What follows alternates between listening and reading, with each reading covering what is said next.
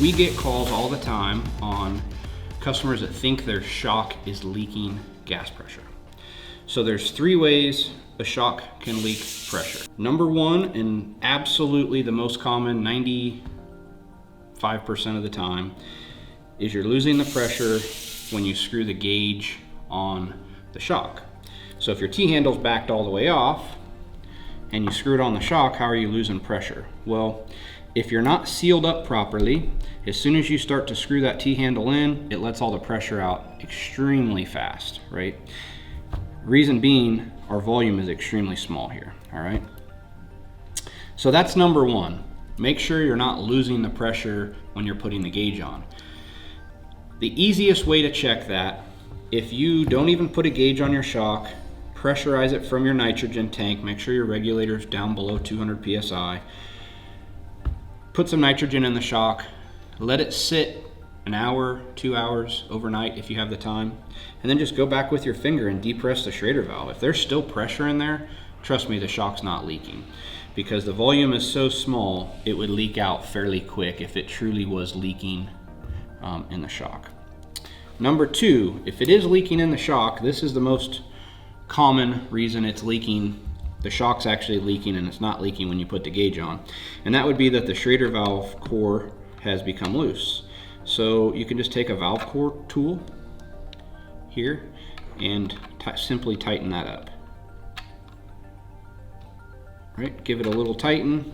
Now put your gauge on and see if it is leaking. Extremely, extremely rare for that valve core itself to fail. I think I've seen that 1 time in 20 years. So make sure that's tight, all right? The third way, and the way that's a real issue with your shock, and it will have to come back to us, is if the divider piston in here has failed and the nitrogen's actually leaking into the shock. And that's what most people think when they call, hey, I gotta send my shock in, it's leaking pressure. Well, hold on. If nitrogen can get into the actual oil part of the shock, then oil can get into the nitrogen part of the shock. So if you depress the Schrader valve and it shoots oil out, 100%, you have an issue, send the shock back. We've had a seal failure somewhere in the divider piston area. We can fix that.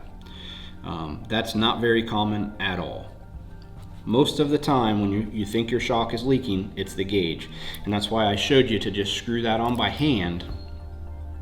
Because if you use a wrench, that copper crush washer is going to get smashed down, that over time it's not going to want to seal. You're going to have to really tighten the heck out of that thing to get it to seal.